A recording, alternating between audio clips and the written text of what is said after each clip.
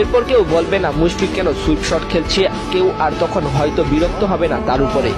সেদিন অনেকে কান্না ভেজা গলায় বলবে আমাদের একটা অযথা সুইপ শট খেলা ম্যাচ উইনার ছিল, যিনি অসংখ্য ম্যাচ জয়ের নায়ক হিসেবে ছিলেন। এরপর থেকে তামিমকে কেউ খেপাবে না ডট বাবা বলে, সেদিন চিৎকার করে আর কেউ বলতে পারবে না তামিম একটু চালিয়ে খেলো। তখন হয়তো অনেকে আবার বলবে আমাদের একটা ডট বাবা খ্যাত দেশসেরা ব্যাটার ছিল। সেদিন খুঁজবে আজকের বিজ্ঞাপন বাবাকে, যাকে নিয়ে শত তর্ক বিতর্ক করতে অনেকের মন চাইবে, কিন্তু তিনিই থাকবেন না আর আমাদের মাঝে 22 গজে। সেদিন আর কেউ প্লে কার্ড নিয়ে হাজির হবে না স্টেডিয়ামে, বলবে না সাকিব ভাই আপনার কাছে একটা সেরা ম্যাচ চাই। আর কেউ একা হাতে গোটা দলের ভরসা সামলাবেন না। 2023 বিশ্বকাপের পর আর কেউ আমাদেরকে পেন দিবে না।